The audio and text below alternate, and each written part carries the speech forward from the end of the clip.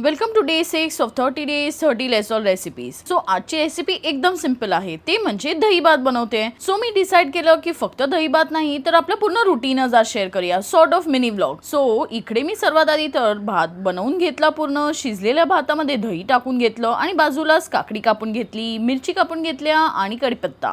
त्यानंतर मी इथे थोडेसे काजू पण घेतले कापून. आता सर्वात आधी तर दही भात मध्ये आपल्या काकडी टाकायची आहे, मीठ टाकायचं आहे, मस्त मिक्स करून घ्यायचं आहे आणि त्यानंतर इथे तडक्यासाठी आपल्याला 1 चमचा जितपत ऑइल घ्यायचं आहे आणि मग त्यात टाकायचं आहे राई जिरा. ते तडतडल्यानंतर आपल्याला त्यात टाकायच्या मिरच्या, मग कढीपत्ता आणि मग हे तुकडा केलेले काजू.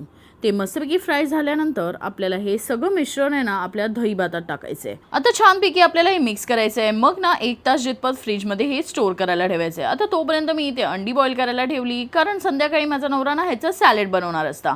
आणि दुसऱ्या बाजूला मी बनवली भाजी. सो इथे भेंड्याची भाजी सर्वात आधी तर मी फ्राय करण्यासाठी ठेवली आणि दुसऱ्या बाजूला मी इथे माझ्या कामाला लागली. आदल्या दिवशी मी डीमार्टमधनं खूप सारं पूजेचं सामान मागवलेलं, सो ते सर्वात आधी मी जागेवर ठेवलं. त्यानंतर हा कचरा बघतायत तुम्ही, हा बाजूला जे कन्स्ट्रक्शन चालू आहे ना त्यामुळे होतो आणि नेहमी 4-5 दिवसांनी आम्हाला साफ करायला लागतं.